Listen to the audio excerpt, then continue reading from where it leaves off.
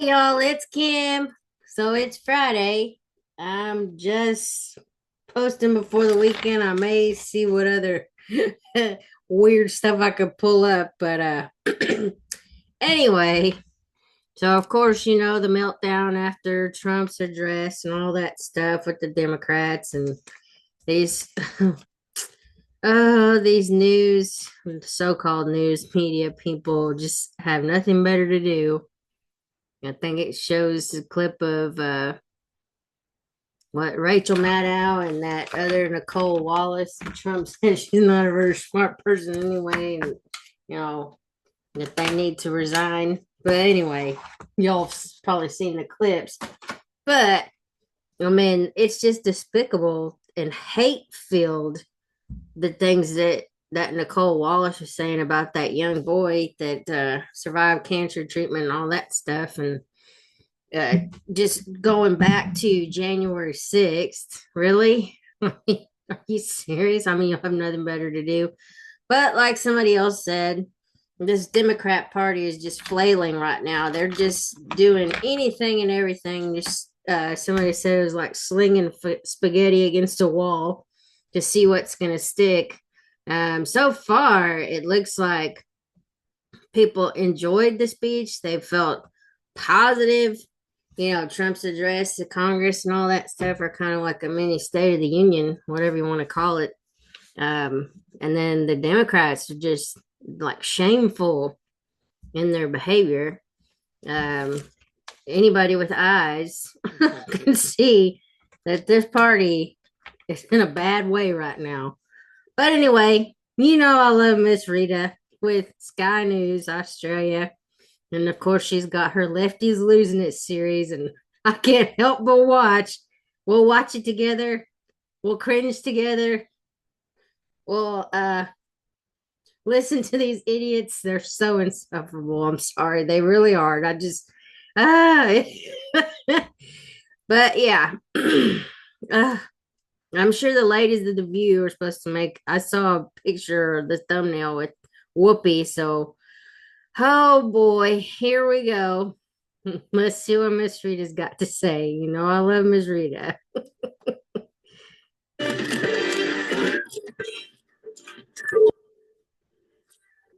Evening and welcome to a program devoted entirely to lefties losing it. Let's start with a couple of Democrat operatives embarrassing themselves with their Trump delusions. Here's the diabolical Alexander Vindman saying that JD Vance and Donald Trump should apologize to Zelensky. He demands it. The current leader of this JD Vance owns let me Zelensky an apology. President Trump owes Zelensky an apology for the way he's treated. For what? I demand it. What? I demand that they give you demand. Okay. So the guy saying that he demands it, somebody else said that I guess he's like a twin, and that they would be out there taking selfies of each other in like Washington, D.C. I guess that's where he's supposed to be. I don't know. I was just like, that's kind of cringe. Like, you're like a 40-year-old man. I don't know about taking that many selfies, especially with the twin. What are y'all, the doublemint twins? I mean, what the heck? Yeah, and who is that guy to demand anything from Donald Trump? Donald Trump's going to do what he's going to do. He didn't owe Zelensky an apology. If you watch that dude was being disrespectful to Trump, and then changed like the terms of the deal once they actually got in front of the cameras. So that's where you need to go back and watch videos of like Marco Rubio and JD Vance talking about that kind of stuff. I mean, they already kind of had something worked out, and he wanted some guarantees, which I don't know what that is, but whatever. Trump don't owe anybody an apology. I'll shut up. Hold on. He demands it. Oh, dear God. Even the CNN panel were bemused by that foolishness. But for a really severe, incurable case of tedious lunacy, we cannot go past this mad rant from James Carville. I'm talking about madness like King George III kind of madness. And it could be a combination of being a fat slob, which of course he is.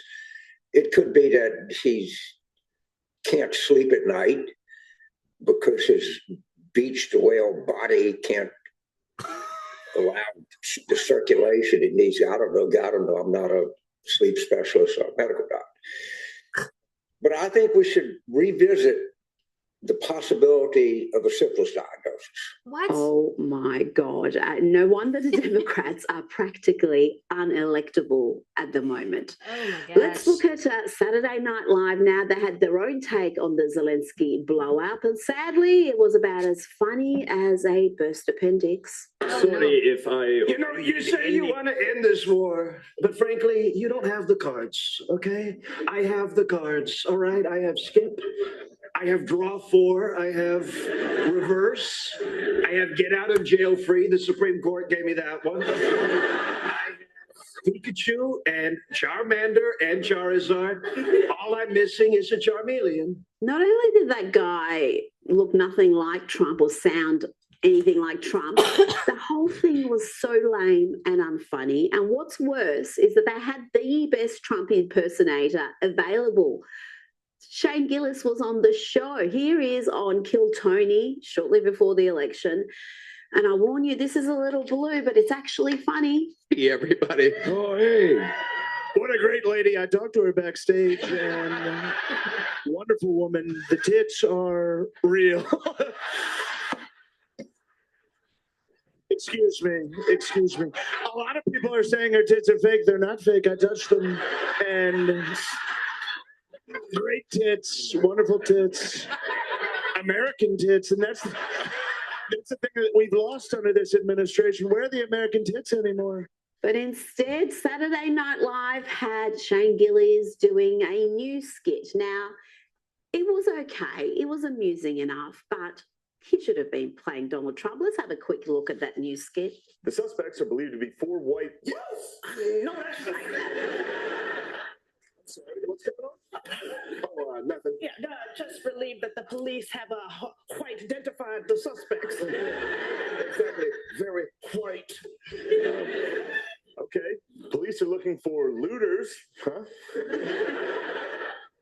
hear that? These looters were spotted after wildfires devastated homes in Hunt Valley Township. Looters. Okay, just read the story. That's enough. Looks like they stole televisions, bikes. Who do you think that was? What color do you think that was? Dale. All right. Police are on the lookout for the alleged ringleader, a local man named Ethan Kapowski. Damn it. Now, since we are delving into the world of comedy, let's hear from comic John Christ mocking social justice warriors who grandstand on the internet. About time these massive hypocrites were called out. Just like on the internet, just like, we stand with Ukraine. I go, you don't even have custody of your kids, dude. Who are you talking to? Pick up your kids from soccer practice, then we'll talk about foreign policy, Kevin. We are living on stolen land. I'm like, you're stolen your parents' cell phone plan. You're on stolen minutes, Brittany. Who are you talking to? Let's have a gander at the Oscars, the night devoted to celebrating excellence in cinema. Well, except it's not anymore. It's a massive leftist snore fest featuring a bunch of pretentious films no one's bothered to watch, but satisfy the Academy's diversity quotas or inclusion standards, as they call it. And of course, they started the ceremony with an incoherent land acknowledgement delivered by actress Julianne Hough. We gather in celebration of the Oscars on the ancestral lands of the Tongva, Tataviam, and Chumash peoples, the traditional caretakers of this water and land. We honor and pay our respects to Indigenous communities here and around the world. The what tribe now? Didn't they slaughter the previous tribes that live there? Matt Walsh tweeted this response to the Oscars' vacuous virtue signaling. He wrote, she paid homage to the Tongva tribe, but the Tongva moved into Southern California thousands of years after it had already been occupied by a more ancient tribe. They killed and displaced the inhabitants and took over. If they get to claim the title of Indigenous, then so do we.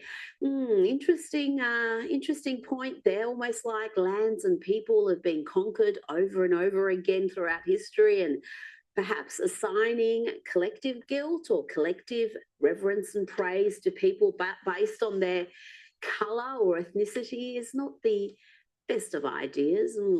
But back to the Oscars, and when you think about what a far left lunatic asylum Hollywood has become, then you won't be surprised that the most nominated film this year was a Mexican musical about a transgender cartel leader. No, really. The film Emilia Perez had 13 nominations, including for Best Picture, and it even scored a Best Actress nomination for a dude identifying as a woman, Carla Sofia Gascon. In the end, the film won 2 Oscars, including for Best Supporting Actress for Zoe Saldana. And let's have a look at her stellar work. This is just amazing. Man to woman. From penis to vagina. Is it for you? For me. Yes, she got an Oscar for that. And the audience, those crazy enough to sit through that entire film, got an education in all the different types of trans operations. Vaginoplasty, rhinoplasty, laryngoplasty, control laryngoplasty. What is that? Adam's apple reduction. Yes, yes, yes. And it's not just actors who've been spewing activist nonsense. Singer Pink is never one to miss out on an opportunity to make a fool of herself. Here she is earlier in the year claiming that, what?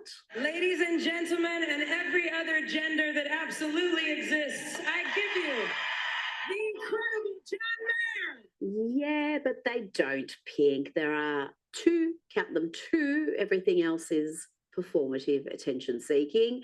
Now to a trans activist posing this important question. The answer is quite obvious, I would have thought, but sadly lost on this soul. So trans people are considered a danger to women in sports, yet they're considered a weakness to the United States military. Make it make sense, MAGA. I would have thought that's because the US Army isn't fighting against female combatants exclusively. If it were, then perhaps your question would be valid, but alas, you just went and made a massive fool of yourself and provided more content for lefties losing it. So I do thank you for that.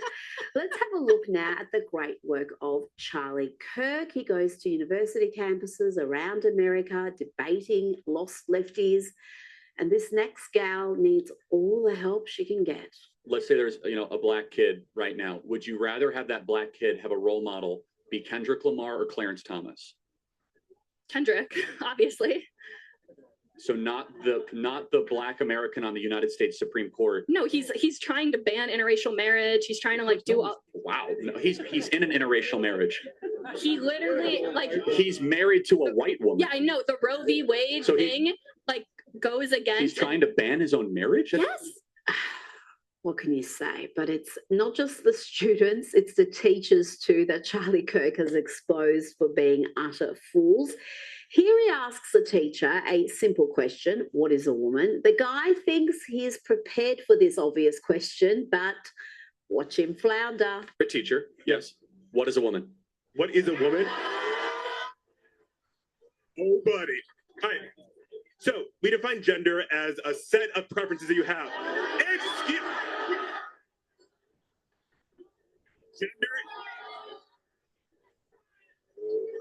Gender is a set of preferences that we have.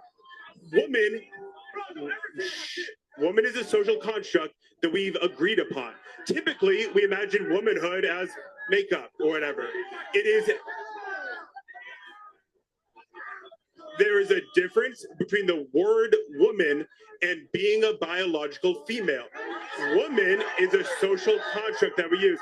Listen for a second. I'm telling you what it means. There you go. It's just a set of preferences, a social construct. So if you like makeup and the color pink, then you're a woman. I mean, can you get more backwards than that? They had more enlightened values in the 1920s. These are the so-called progressives these days. That's what they call themselves. And our educator continued to dig himself a hole trying to answer a question which a child could easily answer. Woman is a social construct. We agree on these set of preferences. If I tell you that I'm a man, it's because I want you to know that I like these set of preferences. If I tell you I'm a woman, it's because I want you to know that I agree with these set of preferences. And men give birth. Can men or can males? If you listen to your bio professors, you would understand there's a difference between biology and what we think. So I want to thank you for proving a great point. What? You are why we should eliminate the Department of Education. Thank you very much. That is scary. That is who's teaching your kids. That's why you save up for those college fees. I tell you, Chuck.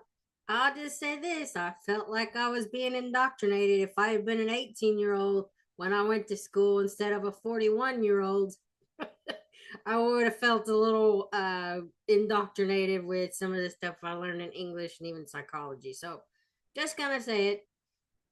Get a trade. Don't go to college. There's no real point in doing that because at this point they're not trying to teach you anything. Maybe if they get rid of the Department of Education and actually allow teachers to or professors to just teach, not indoctrinate, then I think things would be a lot better. But I'm just saying, do what you gotta do. But I felt it. You know, and if I was easily influenced, obviously, you know, I could have fallen for some of this stupid socialism or whatever, this Marxism, oppressor oppressed, proletariat bourgeoisie. Anyway, just whatever. Yeah, that's what they're teaching in schools, just so you know. So. Charlie Kirk is so effective because he just gives them enough rope and they do the rest. And no wonder the lefties are tearing down posters for his events. Look at this mug entitled Brat. Why do you feel the need to do that? Why do you feel the need to do that? Why do you feel the need to tear posters down? Because I don't like them. Why?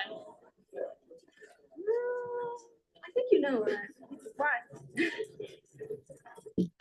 Good news, I have a View extravaganza coming up. But first, let's hear from the View's target audience. You know, those angry, ill-informed Karens. This one is particularly mad. They brought Zelensky into the Oval Office and what is on attacked his forehead? him. And you people who are celebrating that. Ooh, just want to You, pop that thing on her forehead. every one of you. Not actually what happened, but, you know, facts aren't important to the left, as you'll see in the next few clips, because it's time to check in with the dangerously delusional ladies of The View. And I regret to inform you they are increasing in number. You think about journalists, you think no. about the reason they're in the press Curly briefing, fried you think hair. about the reason they're in the pool. It's called the protective pool. There are 13 members of the pool. I'm trying not to get too wonky here.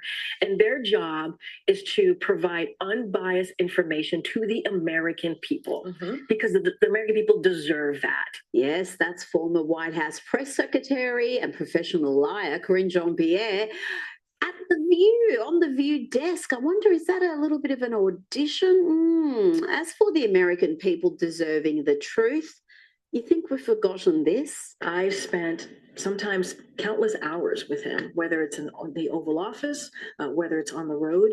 And I believe, for me, you're asking me my personal opinion, he is sharp. He is on top of things. Sharp and on top of things. Yeah, cool story, bro. And she repeated that lie, I don't know, approximately 5,000 times in recent years. But Corinne has some ways to go to reach the derangement levels needed for a full-time gig on The View as a co-host.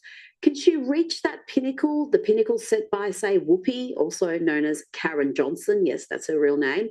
Here is Karen claiming that Donald Trump is going to break up the marriages of white dudes who've got foreign wives. He's going to deport the wives and find new women for the men. He's not going to say, oh, you're with a white guy, I'm going to keep you from being deported. No, he's going to deport you and put the white guy with someone else. The man is out there. Oh, Corinne, you have a long way to go to match it with these girls. No, I think that audition is not going to be enough. Now, let's check on Joy Behar, who's still in denial about Donald Trump's enormous mandate, the fact that he won and won comfortably. And here she is schooled by another lefty, but a relatively sane lefty, in Stephen A. Smith. Going around with his cronies touting his so-called landslide and blowout win. But he won the popular vote by 1.5%, one of the smallest ever, and he won the general election by less than 50%. So what kind of mandate is this really? Well, it is a mandate, and I'm going to explain why. And I don't mind the question, but let me be very clear. I'm no supporter of Trump. I'm a supporter of truth and the facts. And here's the facts. The man won every swing state. He increased in terms of his voter turnout in his favor from the standpoint of Blacks, Latinos, and young voters. He increased his numbers in that regard from 2020. 89% of the counties shifted to the right. That's a mandate. The man was forced to repeat that data, to repeat the obvious, because these ladies just cannot cope with facts. So 20 years after they last won a popular vote, they won the popular vote. They won the electoral college vote. The man won every swing state. And on top of it, 89% of the counties shifted against. I don't understand how people can look at that and say, there's no mandate. Lefty Stephen A. Smith then had to jump in and correct Whoopi when she claimed that the Democrats are just for helping ordinary people. No, they're not. And listen here as she confirms that all they do on The View, all they really do is just push Democrat talking points. Let's remind people what those issues can do that. are. Making sure that families had what they need, SNAP, making sure stuff is there, making sure that the America that we all grew up in, where you could come and be whoever you were supposed to be or want to be, you still have that right. All these things are the things that the Democrats have always said. You brought up the message that the Democratic Party was disseminating. I'm challenging you on that. That is not what they were doing. I'm not talking yes, about, it was. I'm not talking I about was the there. intent. We did it. We did it, did we? Whoopi? It didn't work out too well, did it, love? And in their latest episode, the ladies of The View encouraged the Democrats to launch a naked protest against Donald Trump's address to Congress. Oh dear. Get butt naked and dance around. What should happen?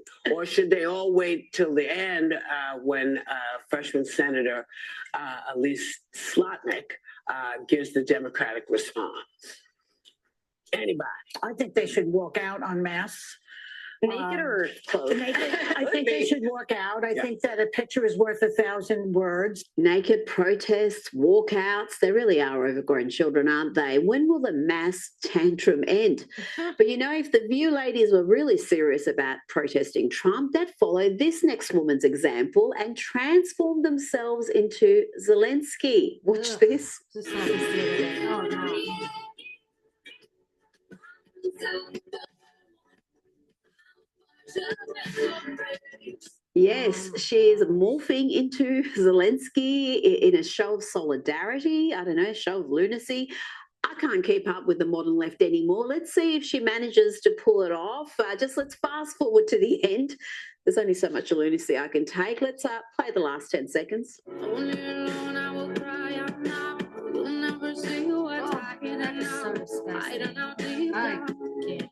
Stunning and brave as always. You know, the Democrats have reached an all-time low when the likes of Casey Anthony, yes, Casey Anthony, Google her if you're not familiar with her putrid work, when she is pushing their talking points. As a proponent for the LGBTQ community, for our legal community, women's rights, I feel that it's important that I use this platform that was thrust upon me. I have played you many clips of lefties spewing lies, uttering insane diatribes, and generally behaving in an ugly, hate-filled manner. We marvel and mock the sheer shameless stupidity of the modern left daily on this program. We've almost become desensitized to the insanity, but even I was taken aback, sickened by this demented diatribe from MSNBC's Nicole Wallace. Oh, yes. Watch as she turns a beautiful moment into something unhinged and ugly. Let's first have a look at the beautiful moment. Joining us in the gallery tonight is a young man who truly loves our police. His name is DJ Daniel. He is 13 years old and he has always dreamed of becoming a police officer. In 2018, DJ was diagnosed with brain cancer. The doctors gave him 5 months at most to live. And tonight, DJ, we're going to do you the biggest honor of them all. I am asking our new Secret Service Director, Sean Curran, to officially make you an agent of the United States Secret Service.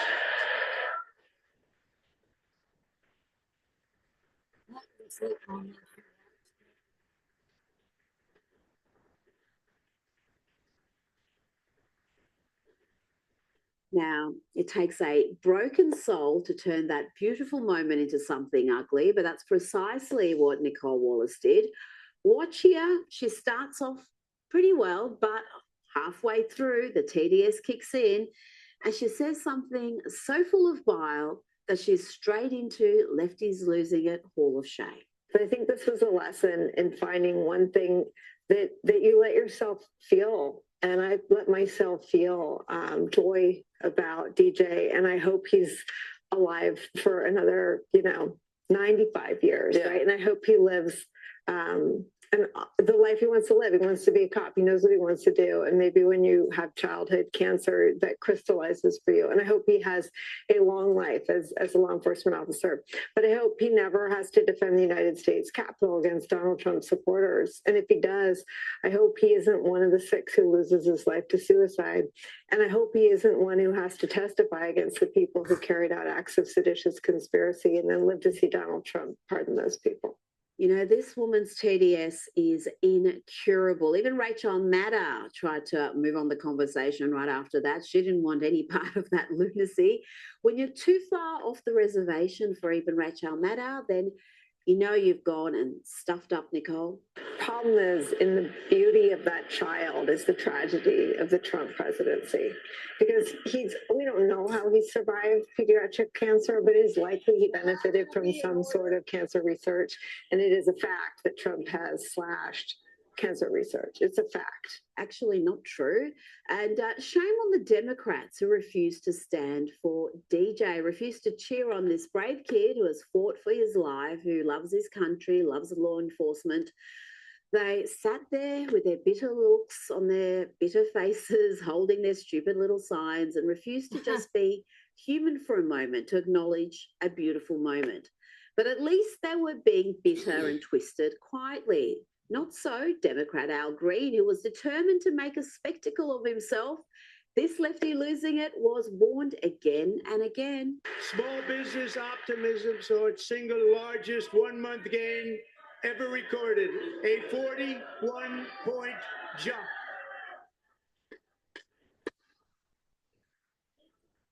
Members are directed to uphold and maintain decorum in the House and to cease any further disruptions. That's your warning.